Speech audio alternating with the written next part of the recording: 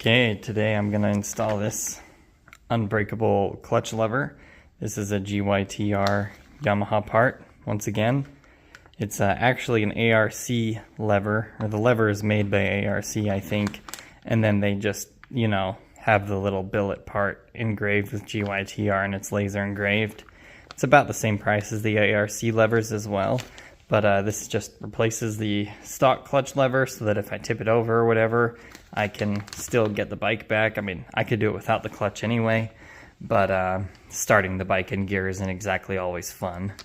But I'm going to leave the stock brake lever for a little bit till I decide to spend another $85 on another lever, but the clutch I always replace first for sure.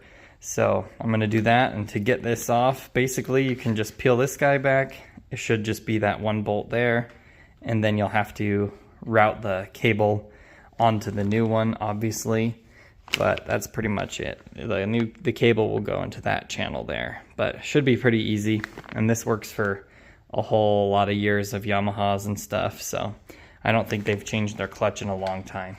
But anyway, I'm gonna get that bolt out and I'll show you what's next. There's a nut on the back of that bolt, so you can just loosen up that nut. It's one of those like lock nuts.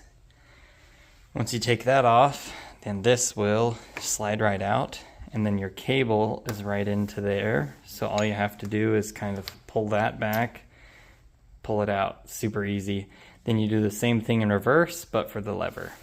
And once that's done, you can put that bolt back through, and the lever will be installed, and you can just flip this back over. There is a little bit of grease inside here. Make sure that you put a tiny bit of waterproof grease on this to keep it moving smoothly.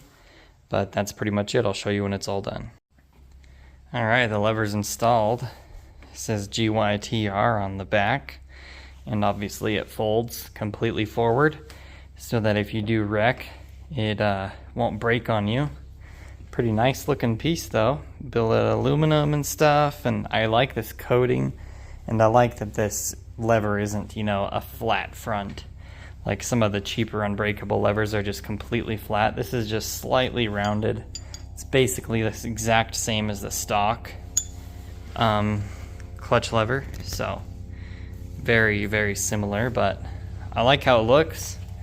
Now I just need the other side.